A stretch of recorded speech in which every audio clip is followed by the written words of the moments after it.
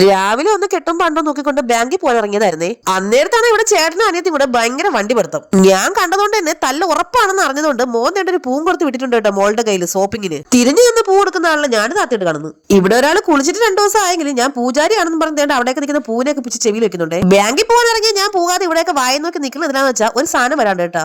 ഞാൻ പോകാനായിട്ട് ഇറങ്ങിയതും കൊറിയറുകാരെ വിളിച്ചു പറഞ്ഞ് പോകരുതേ ഞാൻ ദേ വരുന്നു.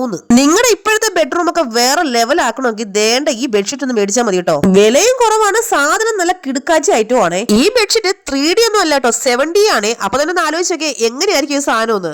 എന്തായാലും ഇത്ര ആയ സ്ഥിതിക്ക് ഞാനൊന്ന് ബെഡിൽ വിരിച്ച് കാണിച്ചില്ല കേട്ടോ. ഇത് വേറൊരു ചാനലിൽ കണ്ടിട്ടാണ് ഞാൻ ഇത് ഓർഡർ ചെയ്ത് മേടിച്ചത്. അടിപൊളി ഐറ്റം ആണ്. സത്യം പറഞ്ഞ് ഇതിൽ കാണിച്ചിരിക്കുന്ന ഫ്ലവർ ഒക്കെ അല്ലേ നമുക്ക് ഇങ്ങനെ കൈ കൊണ്ട് പിച്ചെടുക്കാൻ തോന്നും കേട്ടോ, അതുപോലെ ഇരിക്കുവാണ്.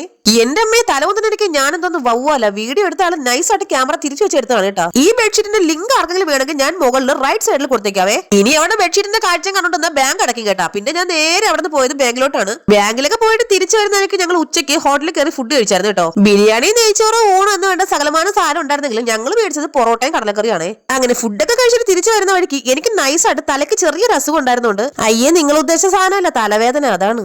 അതുകൊണ്ടൊന്ന് ഡോക്ടറെ കാണാന്ന് പറഞ്ഞിട്ട് ഗവൺമെന്റ് ഹോസ്പിറ്റലിൽ പോയതായിരുന്നേ. തലയ്ക്ക് ആകെ മൊത്തം ഒരു പെരിപ്പം കിളി പോയ അവസ്ഥ. പാവൻ ഡോക്ടർ അപ്പൊ തന്നെ 2 ഡോളോയ്ക്ക് എഴുതി തന്നു. ഇതിന് മാത്രം ഡോളോ ഇത് എവിടെ കിടക്കുന്നു ആവോ. അത് കഴിഞ്ഞ് ഹോസ്പിറ്റലിൽ നേരെ ഇറങ്ങിയത് അടുത്തുള്ള ഫാൻസി കടയിലേക്കായിരുന്നേ. ഇനിയിപ്പോ ക്രിസ്മസ് ഒക്കെ വരാൻ പോവല്ലേ, എന്നാ പിന്നെ നമുക്ക് അടിച്ചങ്ങ് പൊളിക്കണ്ടേ. ശീതോട്ട് വേണ്ട വന്ന പാടെ ക്രിസ്മസ് പാപ്പിയായിട്ട് നിൽപ്പുണ്ടേ. ശീതോട്ട് മിക്കവാറും ആകെ മൊത്തം അവിടുത്തെ കടയിലെ സാധനങ്ങൾ മൊത്തം തൂക്കി വെക്കുന്നതാണ് എനിക്ക് തോന്നുന്നത്. അതിനിടയ്ക്ക് വേണ്ട അമ്മ കലണ്ടർ മനോരമ തന്നെയെന്ന് പറഞ്ഞുകൊണ്ട് 2026 കലണ്ടർ പിടിച്ചോണ്ട് നിൽപ്പുണ്ടേ. ഇതിനിടയ്ക്ക് ഞാൻ ഈ കയ്യിൽ പോച്ചയും പിടിച്ചോണ്ടിരിക്കുന്നത് എന്താന്ന് വെച്ചാൽ ഇത് ക്രിസ്മസ് ട്രീ ആണ്. യേശു മറ്റു ടീമുകളും ദേണ്ട ഇവിടെ കിടന്ന് ഉറങ്ങുന്നുണ്ട് കേട്ടോ. അങ്ങനെ ഞങ്ങൾക്ക് ആവശ്യമുള്ള അലങ്കോല പണികൾക്കുള്ള സാധനങ്ങളെല്ലാം മേടിച്ചിട്ട് വരുന്ന വഴിക്കാണ് ദേണ്ട തേടിയ വള്ളി കാലി ചുറ്റി എന്ന് പറയും പോലെ ഒരു അപ്പം നിന്നിട്ട് കുറെ സാധനങ്ങൾ വെക്കുന്നത്. എന്നാ പിന്നെ ഇവിടെ നിന്നും കുറച്ച് സാധനങ്ങൾ മേടിക്കാന്ന് വിചാരിച്ചു. അപ്പൊ നമ്മുടെ ചാനൽ എല്ലാവരും ഒന്ന് സബ്സ്ക്രൈബ് ചെയ്ത് സഹായിക്കണേ. ടാറ്റാ.